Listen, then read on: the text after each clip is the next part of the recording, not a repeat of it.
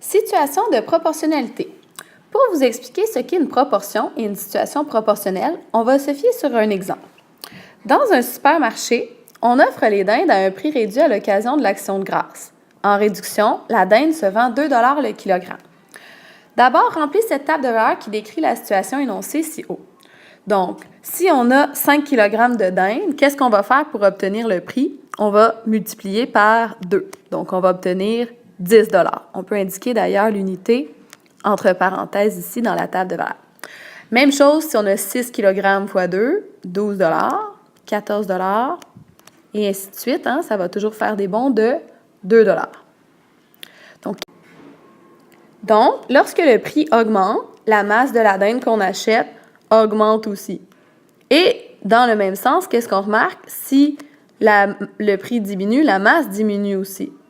Donc, quand ça varie dans le même sens, on a une situation qui est proportionnelle. Et quel est notre coefficient de proportionnalité ici, dans le fond? À chaque fois, par quel nombre est-ce qu'on a multiplié pour obtenir le prix de notre dinde?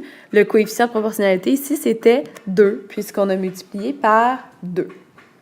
Donc, si on veut écrire 3 taux, prix et masse à partir de la table de valeur, en fait, qu'est-ce qu'on fait? C'est qu'on prend nos deux informations. Comme par exemple, il coûte 14 $ pour 7 kg de dinde. De la même façon, on trouve que il coûte 18 $ pour se procurer 9 kg de dinde. Il coûte 20 $ pour se procurer 10 kg de dinde. Donc, quelles caractéristiques ces taux possèdent-ils? On dit qu'ils sont tous proportionnels parce que lorsqu'on les réduit, on va toujours obtenir 2 $ par kilogramme. C'est ça, en fait, la proportionnalité. Donc, conclusion, les prix sont proportionnels à la masse dans cet exemple-ci.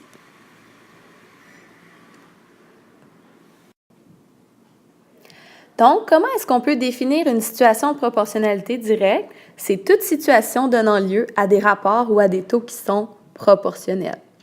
Donc, on va se donner un exemple de proportion.